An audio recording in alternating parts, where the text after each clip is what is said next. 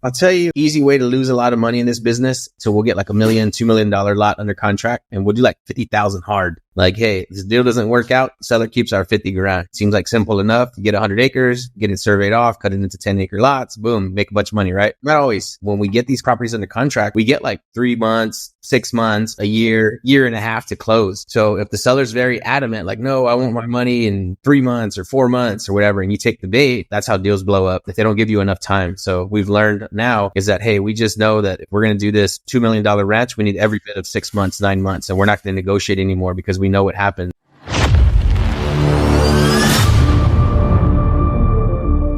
Friends, welcome back to the Evergreen Marketing Podcast by Carrot.com, where we help you dial in your online marketing so you can build a business of freedom and impact. I'm your host, Brady Winder, and I got a couple of new friends with us, not new to Carrot, but new friends to me, Daniel and Anthony out of San Antonio, Texas. What's going on, guys? Happy to be here. Thanks for having me. Just doing land stuff.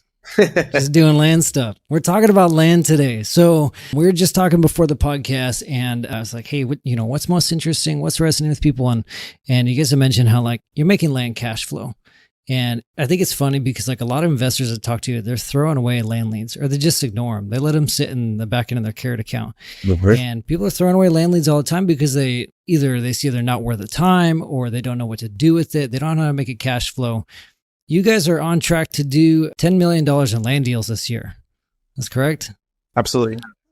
That's crazy. And so obviously you've learned how to make cash flow. So I want to talk about how to make big deals, how to get juicy deals. I want to talk about the marketing with you guys, what's working to get these leads coming to you, exit strategies. We're going to cover all that. So yeah, I'm excited. Let's do it. Yeah, let's get into it. So just real quick, how'd you guys get into land? Was this intentional or did you get in like everyone else with just normal investing or wholesaling? Yeah, I was running a trucking business and I was looking for another way to generate revenue. So me and Anthony actually took the same course at the same time. And that's how we ended up meeting. And the rest is history. I locked up a couple houses and they all fell through. And then the first land deal I did, never spoke to the seller or buyer and we made money. And that was it. You were sold. History. Yeah. Nice. What about you, Anthony? So for me personally, dude, I've been in marketing for 15 years or something when I first started. So I already knew you spend a bunch of money on marketing and some of it's going to come back. So I set up like 30 grand worth of marketing and I did like 1,000 bandit signs or like, I don't know how many, I pulled a list of 500,000 records and skip trace it. Sam Bart is the one that coached me on that one, Daniel. I think I paid him like $700 to coach me out of Jalen's group, but I did like tons of RVMs and I set up a Carrot site quick and I ran it specifically for land. So one of my first deals was a land lead. It was a farm by Fort Worth. I made like 85,000 on one of my first deals. So I was hooked on land and I just knew I have a construction background. I'm like, I'm not going to do construction at all. I'm just going to stick with land. So got addicted ever since. That's awesome. So talk to me about the marketing. So kind of walk me through marketing holistically, kind of the types of marketing you used to do versus what that looks like now and the journey with Carrot too.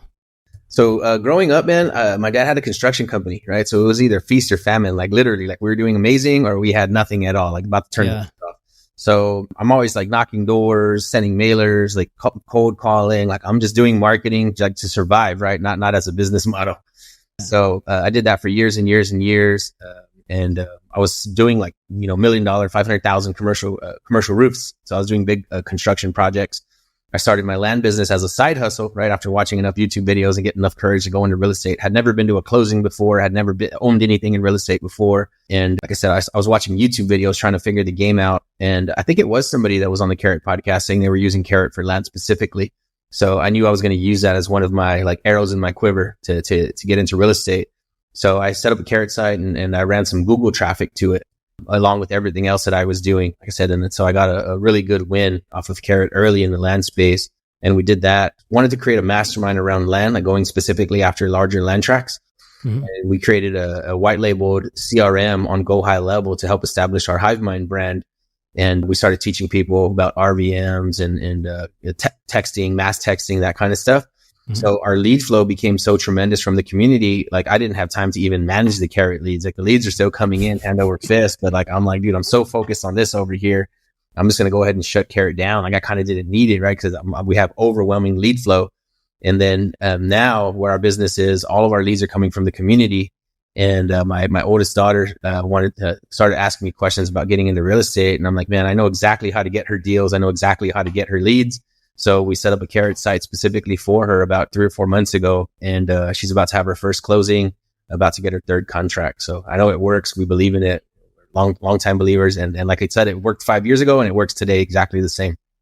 That's awesome, man. That's so cool to hear, especially when people are getting like fast results like that. And congrats to your daughter too, like locking up her first deal at 17. That's freaking awesome, man. Thank you, man. Yeah, she's pretty excited. I mean, she's just got her first job. So like now she's like, you're going to make way more money doing land, but I want her to just get out of the house to go and make friends and go do stuff.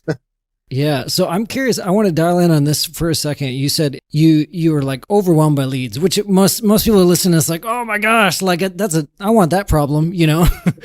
The Carrot leads, what was the quality like versus the other leads you were getting, and why shut down the Carrot site over some of the other lead sources? Dude, so I'll tell you, I just had this conversation with one of my in-house people today, like she's like an internal admin. She does due diligence for us on land and that kind of stuff. So us doing text blasting, right? Like 50% of it is getting cussed out. And like, why are you texting me? Lose my number. If I find you, I'm going to kill you. Those kinds of things. So I'm not going to expose my daughter to that kind of environment, right? Yeah. And so when leads come in from Carrot, these people actually want to talk to you. They're excited to talk to you. They're like begging for your help. Like, can you please buy my land? Can you please help me with this? So completely different experiences from the lead gen side. But I would say, as we were growing the CRM company and the HiveMind brand, the leads were, I mean, literally like you'll just never stop underwriting, right? We're underwriting for weeks. We're like just getting further and further and further behind. So the Carrot leads were still coming in, but I was so focused on this side of the business. I'm like, man, I wasn't even like vetting those leads. I wasn't talking to those people. So that's why I'm like, okay, I'm spending a couple grand a month. I'm just going to shut it down entirely so we can focus on this. And then now circling back around again, thinking about it, like I want a friendly lead source. If it's for one of my personal family members, like I don't want her to be like exposed to abuse, right? From mass texting or mass RBMs. So that was a reason to get the Carrot site back up again, is because I know those are warm, friendly leads that are ready to go. They're ready to do business and talk shop. Yeah, exactly. They are, because they're going to Google. They're motivated. They're searching for you. I want to talk about referrals in a second, but first, in the first initial 4 years and with your daughter now, how are you driving traffic to the Carrot site? Strictly 100% from Google. Google organic or Google ads? Ads. Nice. Yeah. Did you learn that on your own, or did you hire an agency to do that? Nope. I'm self-taught, man. Like I said, I had been doing marketing for 50, probably pushing now 17, 18, going on 20 years or something. So I've been doing online marketing forever. So yeah, I just set it up. But man, it's easier than people think. And I'll tell you that right now. You literally call like Google 1-800 number and say, hey, help me set up these ads, and then just push it straight to the site. Like even the stock site, I didn't even change the photo when I first started. I don't even think our photo is different on this one. And it converts. It converts very well. That's awesome, man. That's crazy. It's funny because it's like, I love what you're saying. And at the same time, I'm like, no, you need to customize your site. Like get the testimonials, what you do. You need some credibility, some photos on there, testimonials. Like it'll convert a heck of a lot better, once you do those things. But it's also really cool to hear it like converting out of the box like that. It worked 5 years ago and it still works like that today, dude. So that's cool. That's crazy. And there's also not like, it's just lower competition too with land. There's not as many people going after it versus houses. Yeah. People don't know what to do with it, and land is very subjective. So like if you say, hey, my neighbor's house sold for $100 a square foot, I know mine's worth $100 a square foot. Land is not like that. Like the parcel right next to you, if yours is worth 10,000 an acre, but mine has oak trees and a creek, mine's worth way more. So the land, it doesn't have a hard value. So that's what I love about it. So it's easier to find price discrepancies. Yeah. Absolutely. Well, let's talk. I want to know where you're getting your referrals from, what types of people, what kind of relationships you guys have established in your community. And then let's get to the meat of it. Like, how are you guys making like the big, juicy land deals, and how are you making them cash flow? Let's talk about that. So it comes from everywhere. So we're very social media focused. So we get a lot of leads from social media. We get a lot of leads from our community itself. And then we've been working with other wholesalers, because there's a lot of wholesalers out there that just throw away the land leads, just in general. So we've been trying to focus more on people that are already driving traffic and get them on accident to try and monetize those opportunities. Because whereas everybody can do a house or a basic multifamily or single family to 4-unit house, there's not many people that can do that, to handle the lead flow on the land stuff, or didn't even know how to value it in general. So we're working with a lot of other people in the marketplace to kind of control and convert that. Okay, nice. And what types of land you guys looking for? What's your buy box look like? So for big stuff, we're 20 acres and up in Texas for 20,000 an acre or less with frontage. And that's the simplest version. The 2-second spiel, the two-second spiel on that one. We are looking for stuff that break that rule. We're buying stuff in Florida right now, and we are looking at other states, but our biggest area that we buy is in Texas. I would say 95% of our deals are in Texas. So that's probably, if you understand what I just said and go back and listen to it again, that's what we're looking for. Yeah. Are you guys going out to the land property at all? Sometimes. Which ones? The sketchy ones? We just bought a deal in Florida and none of us have seen it. Yeah, that's interesting. I kind of doubling up my questions, but like, why Florida? Florida there's a lot of buyers building. There's a lot of buyers building in Florida. And one of the strategies we look for is multiple parcels. So one of the things that we look for in general is if you have a deal with multiple parcels anywhere, we will look really, really hard at that deal. And the reason why is we've made really, really good margins on deals that have multiple parcels. What I mean by that is, let's say it's 20 acres and it's one lot. We might be interested in it, but it's not really that extensive. But if it's 20 acres and 4 or 5 lots, that's going to pique our interest pretty heavily. And we're going to look really, really quick at that transaction just because that's a lot more upside. That a lot of people don't really understand. There's a lot of agents that list that 20 acres with four lots on it, thinking it's just 20 acres. But what they don't understand is that the value of each one of those 5-acre lots potentially have a higher valuation than 20 acres as one lot. Then it combined. So you're saying in this case, agents are listing them as like they know it can be broken apart into 5 lots, but they just don't know. They don't know how to do it. Is that what you're saying? They don't understand the arbitrage and valuation of it being cut up already. Gotcha. Okay. What's this look like for you guys? How are you splitting these up into multiple deals and dispoing them? Absolutely. So one of the things is we look for stuff that's already cut up or has the ability to be cut up. So Texas has a rule, acres or more with frontage can be cut up without getting county approval. So that's the sauce. That's literally the sauce. Oh, wow. So holy cow. we have the ability to buy, we just bought 28 acres yesterday. No, it's 38 acres, anything over 10 or more. So we're cutting it up to a 16 and 2 11s. We already sold the 16. The numbers on this, we bought 38 for 285. We sold the 16 on a double close for 192. And then we're selling the 2 11s for 160 each. Holy cow. So what's the net? I didn't do fast math. What's the net on that? Over 200,000. Yeah, that's crazy. On a 30-acre lot. Yeah. So you can see how doing a lot of these land deals, it quickly adds up. Absolutely. Man, that's wild. Tell me about some of the, well, let's start with the worst deals. Let's start with the failure. Let's start with the deals that are like, you thought it was going to be good. It did not pan out. And then we'll kind of move on to some of the best deals. We got a lot of those. We got a lot of experience. Experience. It's true. It just hurts sometimes. Absolutely. I'll tell you, easy way to lose a lot of money in this business is you buy a big ranch or you get it under contract, right? So we'll get like $1 million, $2 million lot under contract and we'll do like 50,000 hard.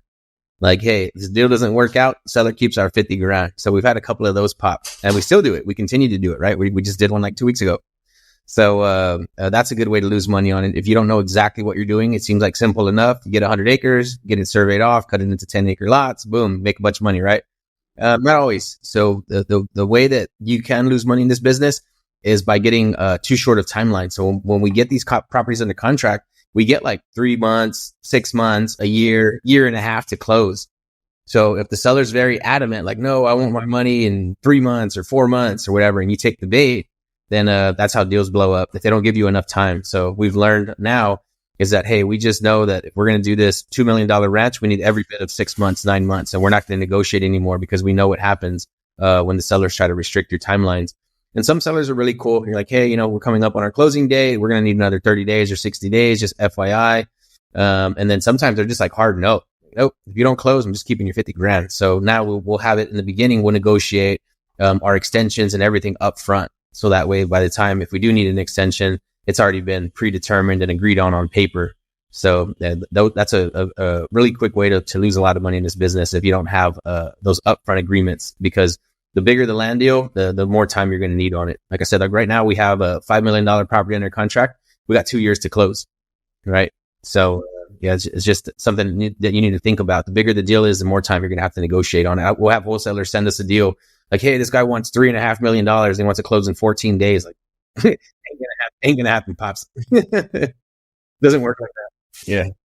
So as far as value, like the sellers that are coming to you, are you making the most of all the leads that are coming to you, or are you just going after the ones that you can get for a discount? You mentioned before we hit record, you mentioned about creative finance. So you guys finding a way to work most of these deals, or is it just like the lower price point ones? No, we go after. One of the big things about what we do is that we try and give the seller their price, and that's where the creative finance comes in. Hey, I can pay X, whatever X may be, but I need maybe a timeline. I might need some 3-year financing. I might need a 24-month balloon.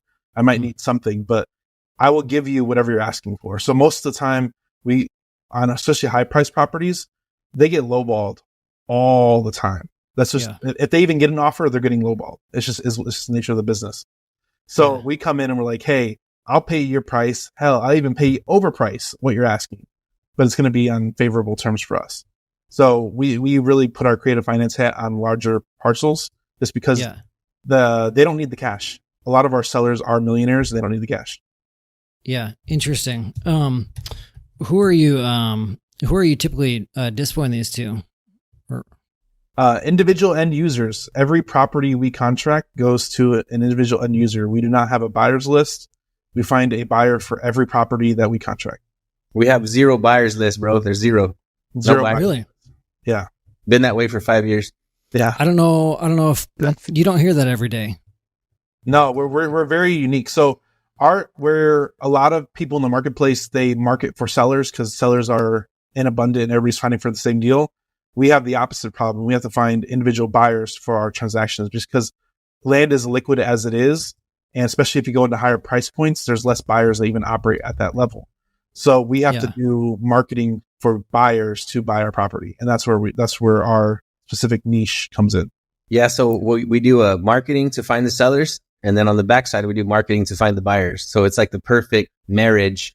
Because of course these people that own this $1 million ranch, they're not professional marketers, right? Well, we are. So we bridge the gap. So I think that's why we can operate anywhere. And I've seen a lot of investors right now in this economic climate that are hitting a real big slowdown, and we're moving faster than ever right now.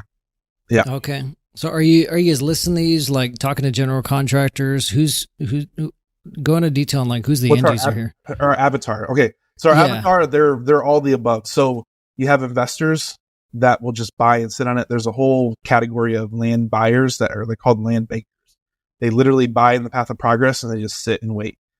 It's a lot easier for an investor to buy a land parcel in the path of progress because they don't have to manage the asset. There's no tenants, there's no toilets. All they have to do is pay the taxes, and there's upside. Mm-hmm. There's verifiable, justifiable upside in the future, depending on how long they want to hold it. So a lot of our buyers are investors. They just buy it to sit on it. We have buyers that hunt. We have buyers that use recreationally till they can sell it at a higher price point when a development comes.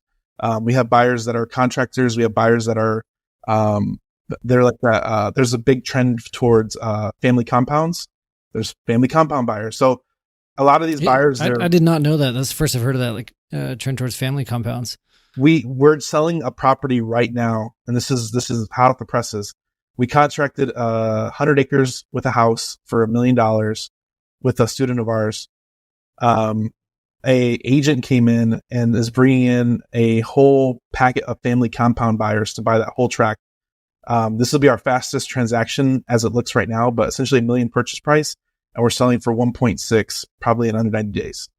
Holy cow! What's the agent going to do with it? She has essentially pocket buyers that do family compound stuff. So she has a big internal buyers list that's what she does. So we're trying to move that with her, and we're expecting contracts on that hopefully today. But if that all closes in the next 30 to 60 days, we could potentially sell 1.6 of inventory on one project in under 90 days. In one day, we got commitments in one day. The very first showing, very first day of selling it, and we're only like, I don't know, 18 days into this thing, 20 days into this thing. So you're talking about $600,000 upside, in just a couple weeks.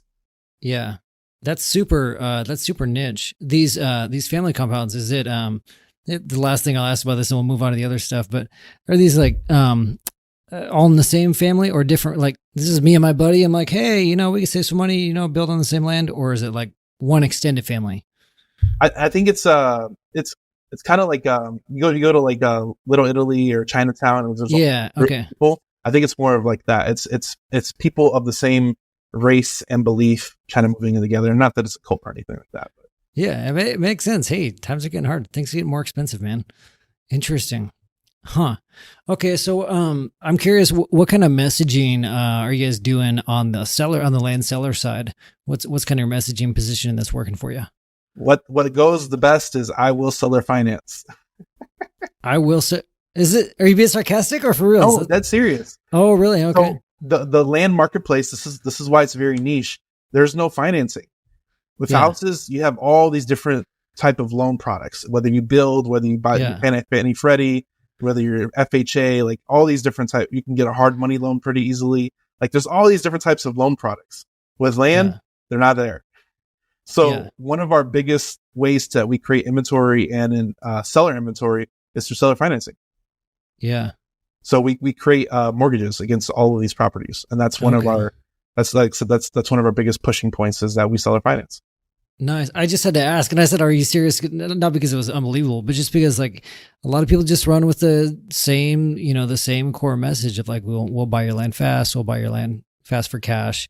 Have you guys steered away from that, or do you still use some of that messaging? Oh, okay. He's talking about the seller side, the people that are selling to us. Dude, literally whatever the carrot site says is our messaging. Okay, that makes more sense now. I was like, okay, I'm confused. Okay, you're talking about buyer side. Yeah. Yeah, we haven't edited the site at all, dude. It's literally the stock site. I mean, I haven't even seen it, actually. That's how bad it is. I haven't even looked. And you wouldn't even look at its website anyway, so it's not saying much. Yeah. Yeah, dude, we didn't change any of the messaging at all. Like, do you want to sell your Texas land? Like, that's it. That's the whole message. But whatever your site says is what mine says. Oh my gosh, that's funny. Which it was it's Cowboy Cash Buyer, is that right? I think it's Cowboy Land Buyers. That's right. Yeah, Cowboy Land Buyers. Nice. Okay. I'm curious about okay, so you guys are splitting these lots up. I want to hear a little bit more about that and the surveying. Like, are you guys going out there and divvying these up, or do you have someone who knows, like, how do you know how to divvy them up? That's the trick. So everything there's no secret sauce. It's so easy. It's crazy, man. You want it to be difficult, but it's not. There's no secret sauce. The trick is what's the process of getting your boundaries? You need a surveyor. So as long as you know the rules and parameters, you go follow county guidelines, and you survey off whatever you need to survey off, and then you send the title. Like, it's easy as that. So we have some kid with a crayon cut up the lots, and then they send it to the surveyor, and then he makes it look nice. That was basically, so I finished building my house. My wife and I built our house in Oregon, like we finished last year. And I was the kid with the crayon, except for it was a graph paper and a pen. Like, here's where I'm going to build my house. And I submitted that at the county. It's kind of like what you said. I knew my setbacks and everything, but I'm just like, here's where I want to put it. That's it. What you did on that, we just do it at a large scale. So because of the profits and the volume you guys are doing, you don't need to get tripped up on like, is this the perfect ideal size or the ideal shape? Like, it's just in demand enough where it's easy enough to sell. You don't have to stress about how you're going to break it up. So you'll see a lot of the infill lot flippers, right? Which is like 99% of land investors. They're like, hey, you got to get a perk test. That's a ground perk. And we don't care. We've never done a perk test after some thousands and thousands of acres. I don't even know what that is. I don't know how it works and how much it costs. Don't care. Yeah. Interesting. Any other, I'm going to assume no, I'm going to guess no. Any other tests you doing, or is just like, is trying to churn them as fast as you can? No test, man. I'll tell you on that $5 million deal, it is commercial. So we had like a phase 1 done on it. We're probably not going to need a phase 2 environmental, but you don't need it for land, ranch and farmland and all that stuff. Unnecessary. It's agricultural, unrestricted. There's been cows on there for 100 years. So we specifically look for unrestricted land, by the way. So we're not doing like commercial, industrial, nothing in the city, like where you're going to build. If you're going to build an apartment complex, then you're probably going to want to get some environmental work done. I came across a commercial parcel on the south side where it was like an old junkyard that the guy just used dirt and just buried all the trash under there. So very hard parcel to move, but we just go like, we'll take the county that you're operating in, and we'll crop that out and delete it from our whole entire messaging, and then just hit all the counties that touch that main county around the city. So we're out in the sticks where the buyers they're close enough for a commute, but also where you can get like some dirty price arbitrage where you can buy stuff for 20, 30 cents on the dollar. Interesting. I'm not familiar with the unrestricted use. Is that like there's no zoning? What does that mean? No zoning at all, dude. Like you could do whatever you want there. If you wanted to throw houses up, multiple houses up, if you want to do commercial, there's nobody that's going to come and tell you what to do with that land. Interesting. Okay. So it just hasn't been zoned yet. And the county's like, okay, whatever you want to do with it, let us know. We'll zone it. They're just happy to have the business. There's no business out there. Interesting. Yeah. So that's what I was going to ask is like, so you guys are exclusively doing business out in the sticks in rural areas? 99%. Yeah. 99%. Like what he described as like the donut. So we avoid the inner city and we're operating out of the sides of the city, but not too far because there's no buyers in the middle of nowhere. So we avoid squares. Like, this is how funny it gets. We're building a 200-acre subdivision right now, right? And this is not our business model because we just like to split it into 10 acres, dump it. We're out in 90 days, 180 days. But we're building our very first subdivision. It's 200 acres. There's going to be 180 lots. There's no permitting in that area other than septic permits. And of course, you got to get a permit for the water line and the electrical because that's through the utility company. But there's no housing permits. There's no roof permits like you deal with in the city. Literally, the only permitting we need for the site where the house goes is just a septic, and that's it. Because that's regulated by the county and the state. That's crazy, man. That's nuts. So I kind of got a picture of where you guys are buying, but give me a little more specificity. Like how many miles outside the city to be where you can get a buyer who's going to actually be able to make the commute? Like how far is too far, I guess? 30 minutes is our good cutoff. We used to say 60 minutes, but man, an hour, that'll get you to halfway to Corpus. That'll get you to Austin. So, I think 30 minutes is a great cutoff because it's only, you commute 15, 20, 30 minutes of work. That's perfect. The buyer pool is still tremendous. So the value there is that you can participate in the density of the city, right? Because you have like San Antonio surrounding areas, like 3 million people, right? With the surrounding area. But then also there's no competition because there's no density at all. Right. So people, I think 100 years ago, the American dream was the mansion with the white picket fence. And I feel like now that what we've seen in the last 5 years is like the memes are starting to say like, hey, I want goats and chickens and a beautiful, on the pasture. So I think the American dream has changed. I want my own garden to grow my own food. I want my own eggs. And like they're thinking of like that homestead life. I think since COVID, man, people are getting that mindset now. It's like, I just don't want to be around density and all that stuff anymore. I want to be out. I want to have freedom. I want to shoot guns. I want to have some chickens and get fresh eggs in the morning, that kind of stuff. Yeah, it's interesting. And I thought that was, I knew it wasn't exclusive to where I'm at because I get the same thing out here in Southern Oregon. Maybe it's a little bit more of a Southern thing, but I really feel like you're right. It was the pandemic that pushed a lot of this. Like, you're right. The American dream has changed. It's not about the white picket fence. People want space and they want to do their own things on their land. It's interesting. So it's funny. We were talking before we hit record, and I used to live in Divine, town of 4,000 some odd people south of San Antonio. And you guys are like, that's prime spot for finding a deal, right? Dude, so if you think about it, right? Like, I'm just going to map it right now from where I'm sitting in my kitchen right now. Like, check this out. So if you send me a lead in Divine, Texas, I'm super excited. And I'll tell you why. It's right along that I-35 corridor. Right. So the closer you are to a major highway, the better it's going to be. That's a better deal because exactly for that reason, you get off the highway, you go to your house. It's 2-3 minutes off the highway. You jump back on 35. Boom. You come back into the city, see your friends, go downtown, whatever you're going to do.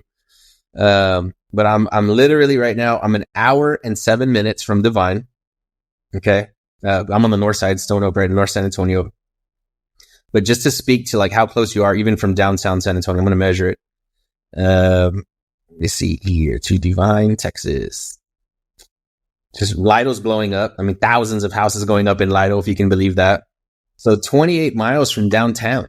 You know what I mean? So that there it goes. It's right inside of that 30-mile window. If you work right in the middle of downtown San Antonio, you're 28 miles out. Yeah. And I feel like maybe this is more, you guys aren't the only city like this, but San Antonio is like a special spot for real estate investing, it seems like, because it's one of the more affordable big cities left, and it's not really lumped in the Midwest, but it's not expensive like the West Coast or even like a Phoenix, or a Salt Lake. And so San Antonio is pretty affordable, like awesome city to live. And so you guys are able to get some really good deals there. Do you guys have your eyes set on any other markets you want to start tapping into outside Texas? Not necessarily directly. The one thing about land is it's the largest asset class in real estate. If you really think about it, it's the largest asset class. So we can literally target Texas the rest of our lives, and it would still be inventory for the next 50 years. Yeah. Yeah. So it might be a little bit of shiny object syndrome to launch you to another market because you don't. And that's one of the things, like we're open to it, but I'm not actively like, I'm not going to go market to find my next honey hole. Like there's so many honey holes we found in Texas that were like, okay, I'm just going to do deals in these little pocket towns. And you can zoom out and there's another 1,000 acres. Like, oh no, like, what am I going to do? My next deal is right down the road. I can tell you that, man. I saw a statistic that 500 people are moving to the Dallas-Fort Worth area every day. 500, right? So you think about all this flight that are leaving like the blue states or like these where tax is going crazy and they're just coming to Texas. Yeah. So if you think about that, like Daniel said, like you can go around the Dallas-Fort Worth area outskirts, which is like, I don't know, 20 counties. You can go do the same thing in Houston. You can do the same thing in Austin. You can do the same thing in San Antonio. So you just have so much inventory, so much land mass. Like if you just probably combined all those counties, that's probably like several other states combined. And if you think about it, like if you go to Divine right now, there's nothing out there, right? It's empty, but come back in 5 years and it's popping. It's going crazy. Thousands of houses, right? So again, not a whole lot of reason for us to commit to other markets because now you're shooting in the dark, right? You're going to other places where you say, hey, is this a declining market? Is it staying the same?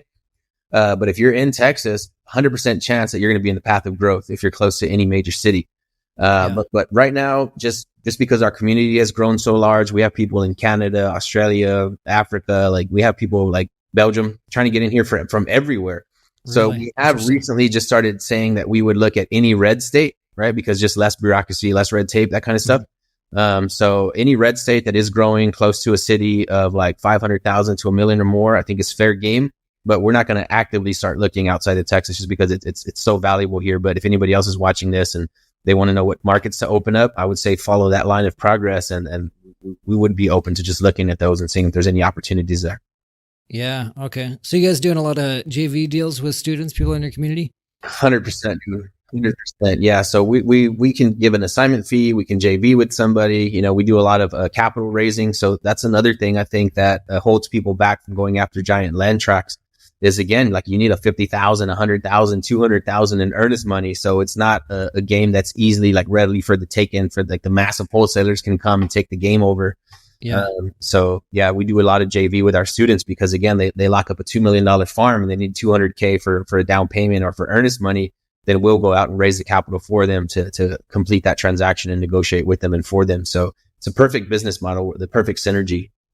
Yeah, I want to talk about that before we wrap up, and of course anything else you guys want to bring up or feel like would be interesting. But yeah, what's working for you guys for raising capital? Because I can imagine that would be a little bit daunting to get into if you haven't done it before. You just haven't done it, you know? Yeah, I remember the days when we didn't have any numbers to dial. Right? Yeah. If we needed 10 grand or 20 grand for a deal, like it came from our own internal cash flow from closing deals. And I would say now where we are in our business, you know, when we started HiveMind and we started this whole brand with land, we would specifically like teach our students to go out and find the land deals. But now that the land deals are coming in at mass, now we're like professional capital raisers. So Daniel and myself now, I would say, you know, probably 80-90% of our efforts are just purely raising capital. And the kind of returns that we can create make all other asset classes and the stock market, it makes it laughable, right? What you can get from investing somewhere else. It's kind of hilarious what we can produce in land. So it's very easy for a private money lender to take a look at what we're doing and take interest in it. So we're finding it easier and easier to raise capital as time goes on. Yeah, it's just less stress and less headache overall. It seems like it's simpler. It's a simpler product. Yeah. Yeah, like you said, there's no toilet, there's no septic, there's no crawl space. I don't want to deal with that. Dude, so I've been a general contractor for 20 years, man. With my dad's company, I started when I was 12 years old. So I think I've remodeled my last bathroom. I make fun of my house flipping friends. Like I'm like, if I walk into Lowe's or Home Depot, like I have like PTSD, bro. You know the feeling. Yeah. Yeah. Oh man. Oh, I was going to say a lot of our conversations with our lenders were educating because a lot of people don't understand land in general. So we have talked about cash flow and all this stuff. And like, there's no repairs. What's the worst that can happen? Well, the worst that can happen is you sit on it a little bit longer. Like, I don't know. Like, we kind of go through worst case scenarios and we're educating a lot of our lenders about the space because there's education and plenty of YouTube videos about single family and multifamily and all this stuff. Everybody's raising money for that. But when it comes to land, you have to convert and educate that lender on land where they understand and they feel comfortable doing it, because if they don't understand, they're not going to do it. It's just a simple fact. If they don't understand, they're not going to invest. So a lot of our stuff is educational wise, just to use the case studies and our track record kind of show like, hey, we have done a lot of transactions, good and bad. We have a lot of experience, good and bad, and we are really good at picking good deals these days. I mean, and you think about it, like, let's say you're a house flipper, right? And you've got to borrow hard money, and people are like appalled at having to pay 12% back for hard money. Dude, we borrow money at 12 to 20% because we know what we're going to go do with it, right? 20% is like, that sounds obnoxious to other people. And for us, like, if you can get me unlimited 20% money, I'll make you rich. Yeah, the returns you can get with land are just, they're phenomenal, man. It's just crazy. Like I said, it's just hanging around other people in the real estate world, like I said, that are scared of 12% money. I'm like, man, I wish I had an unlimited pipeline of 12% money. I could do some serious damage with that. Yeah. What's the biggest objection you guys get from other people, other investors, because it's like, you've tapped into a good thing, but you've experienced it is different for you. It's harder to sell someone else on that unless they've had a taste of it. Why don't more people get into it? Our competitors tell us to shut up. And then you guys come on the Carrot podcast. And you guys need to quit teaching everybody about land, man. You're going to bring all the wholesalers, but we're not afraid of competition, man. I think it's all about collaboration. I think pretty much, man, probably 90% of our deals are JV deals, you know what I mean? Or some sort of split, or coming from a wholesaler. Like we want people to know, and we call it spreading the land investing gospel. We want people to know, but yeah, I think pushback from our private investors, I don't think we get a lot of pushback anymore, man. Like literally, like we've seen people become believers on Zooms like this every single day. Like, so they're like, hey, my guy's interested. And what happens is somebody invests with us. We give them back their return. And Daniel recently posted something funny on Facebook, and I did the same thing. It says, you guys have never overpaid your lenders, and it shows, right? So it's hilarious. About tons of comments. So if you think about it, like I said, you borrow 12% money, you give that guy that little 10 grand, trying to like 12%, and they're so pissed off, and we're like, here's a bonus, on top of your 20%. And what that does is that it really, really engages that lender. So now we have lenders that are out there raising money on our behalf. Like once they do a deal or two with us, then they're sold and they're going and they're converting somebody else. So what we do to get them involved, to make them a believer, is just put them into a smaller deal, get them a phenomenal turnaround, and then they go and they'll go tell their friends. So we have a guy in December who lent us, I don't want to say it was 400 grand, and he made back like over 200 in 20 days flat. He got his money back, over 200 grand profit to him. So that guy is out there now. Like he's our biggest trumpeter out there, just talking and raising capital on our behalf. He's gotten us on probably 10 Zooms this year already, with guys that are ready to commit to some pretty sizable dollar amounts. Now I'll say not every deal is like that. No, of course they're not all that juicy, right? Those are those ones. Like right now, like this 100 acres over there by Houston, like we're gonna make 600,000 in a day. Like they're not all like that, but I think the game goes the way that we like to see our lenders come in with us is to go into like 5 or 10 deals, right? And of course they're going to need a little bit of faith. They're going to have to close a couple first, but our lenders that are into 5 or 10 deals with us, you're going to have those 2 that are just like skyrocket, like something to talk about for the rest of your life. And right. I think that's the value in land. Like anything else, you're going to have your losers, your winners, your mid-sized deals, but a lot less losers these days as we become more experienced. Yeah, that's awesome, man. Well, that's cool. I appreciate you sharing that. One thing I want to talk about, and I also really appreciate you guys being really honest, open, transparent, because like I'm a firm believer, and it's like it should be about collaboration, not competition. Like don't be afraid to give out your secrets. I'm a firm believer in that. Before we wrap up, let me tell me about your guys' working relationship. You guys, just from our conversation, I can see that you guys just jive really well. Tell me about this. Who does what, and kind of how do you make this partnership work well? Does it work well, or am I making an assumption? Dude, literally the way we are with each other on this podcast, this is how we are on the phone, like with each other.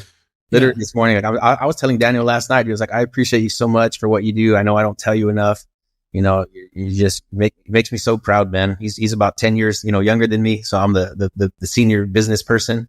But I couldn't be more proud and happy to work with Daniel, man. He's just a good, honest guy. The person on this podcast is the person that you'd sit at lunch with. I think anybody would say that about him. A very good reputation. But yeah, like I said, he has more of the integrator mind.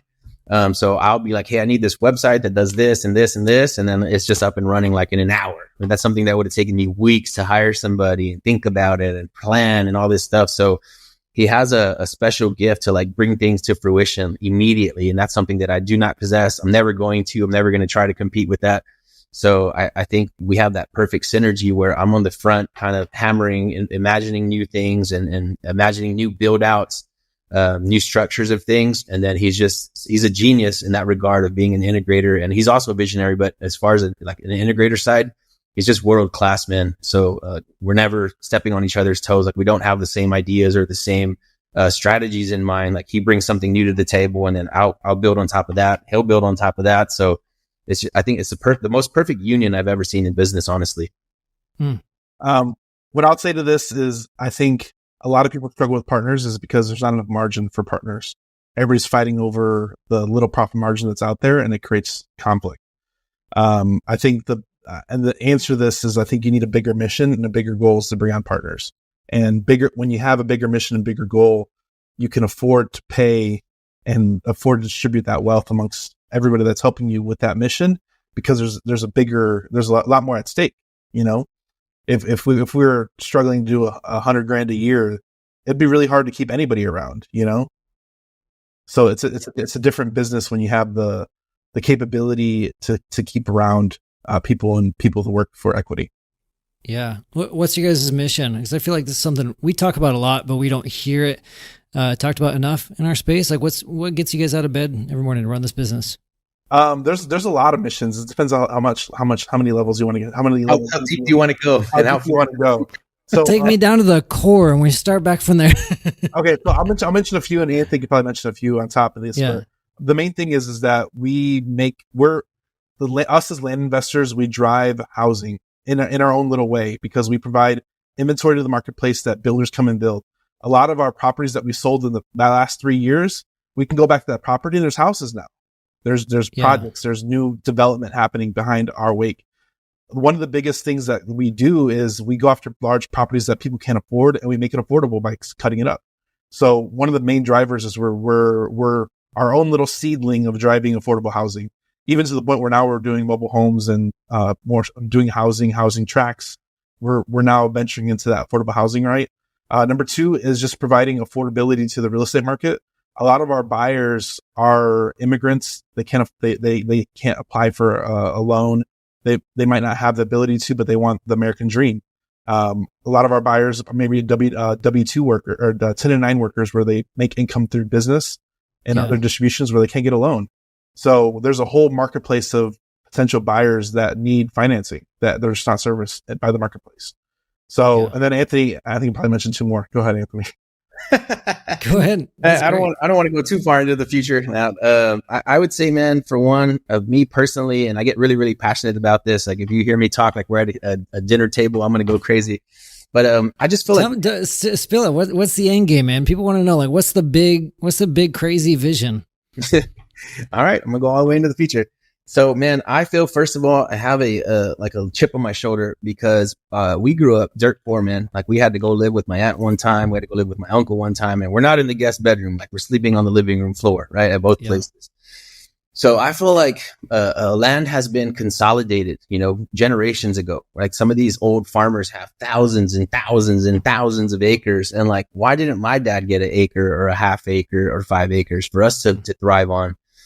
So I feel like a lot of that land was captured many, many, many generations ago. And so it unafforded, people, average Joe, to have the opportunity to have those kinds of assets in their family and have that experience with their family.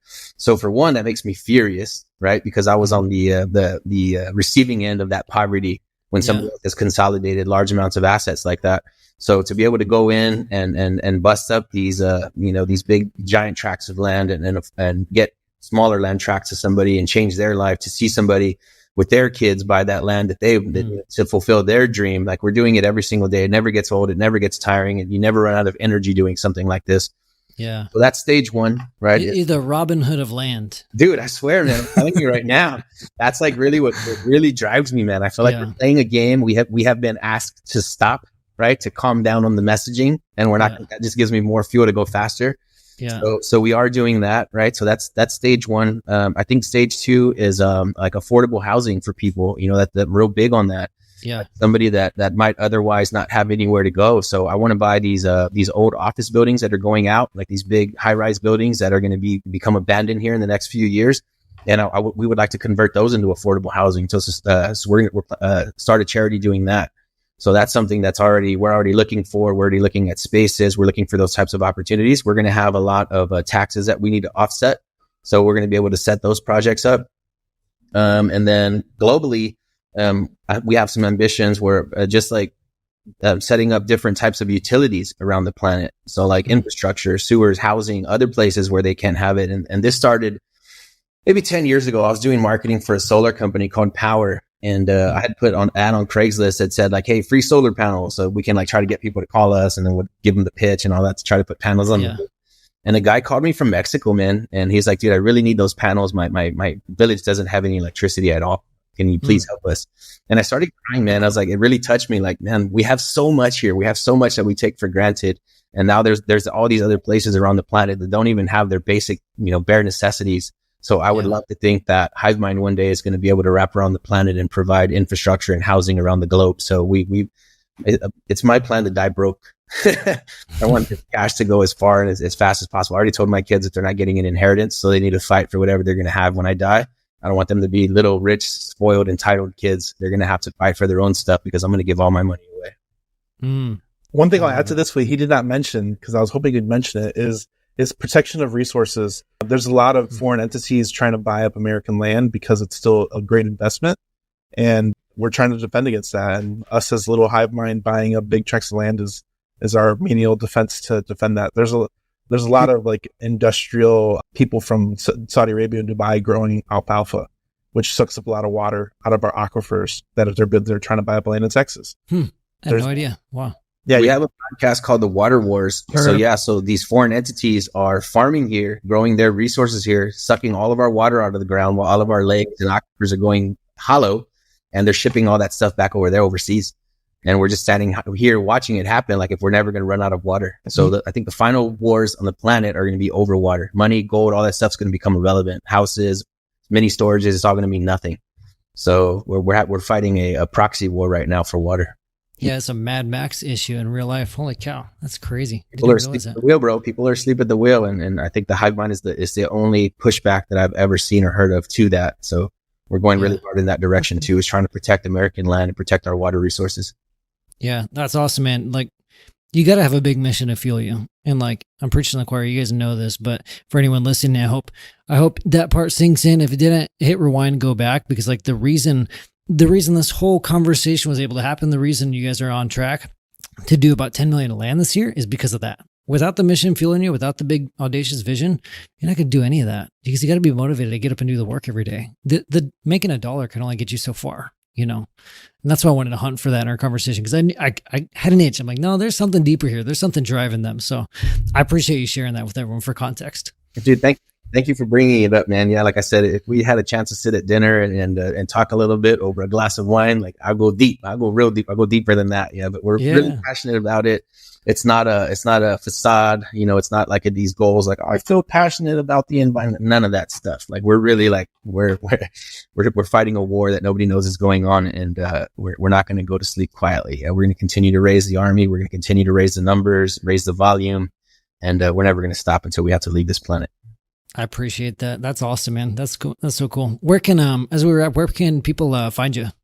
So we just launched this. It's HiveMindInvest.com. HiveMindInvest.com. Nice. I'll put it in the show notes too. HiveMindInvest.com. Is it invest with a T or with the S at the end? INVESTS. Invest, plural. HiveMind Invest. I just started today. I didn't even know that that was a thing until right this second. See?